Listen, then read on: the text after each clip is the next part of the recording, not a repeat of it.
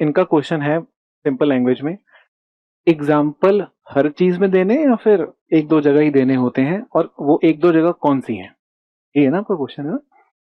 और everyday life क्या है जिससे क्वेश्चन देने हैं, अगर देने हैं एवरीडे लाइफ से।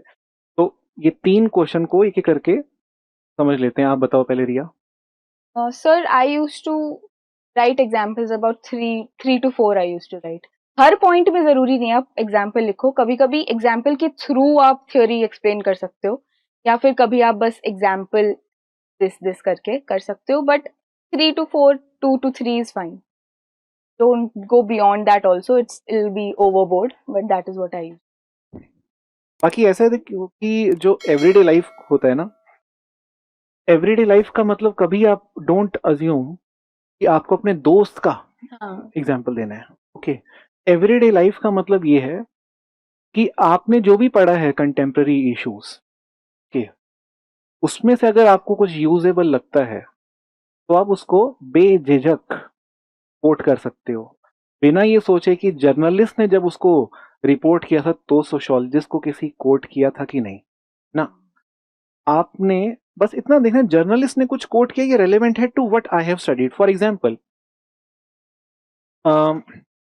डिपेंडेंसी थ्योरी एक थ्योरी हम पढ़ते हैं, ठीक है? और बहुत सिंपल शब्दों में बताऊं तो थ्योरी इतना ही कहती है, जैसे लोग अमीर और गरीब में डिवाइडेड है, वैसे ही नेशन स्टेट्स भी सुपर रिच और पुअर में डिवाइडेड है। तो वो क्लास इनइक्वालिटी नेशन स्टेट्स के लेवल पे भी है। आगे वो ये थ्योरी इतना कह देती है कि इन स्टेट्स को गरीब किसने बनाया? उन अमीर स्टेट्स ने। ओके, क्योंकि हिस्टोरिकल एक्सपीरियंस ऐसे रहे हैं कि आज यूएस और यूके अगर सुपर पावर हैं या सुपर रिच हैं तो इसलिए क्योंकि वो कभी ना कभी कॉलोनाइजर रहे हैं ऑफ चाइना एंड इंडिया। ठीक है, तो यानी कि पावर्टी और प्रॉस्पेरिटी के पीछे एक हिस्ट्री है, और वो हमें दिखता है जब इंडिया और चाइना इंफीरियर हो जाते हैं टू दीज नेशन स्टेट्स। तो और डिपेंडेंसी थ्योरी आगे ये भी कहती है, अगर इंडिया और चाइना राइज करने की कोशिश करेंगे तो ये स्टेट्स यूएस यूके कुछ ना कुछ सैंक्शंस लगाएंगे ताकि इनकी राइज या ग्रोथ पे कुछ ना कुछ रुकाव लगाए जा सके।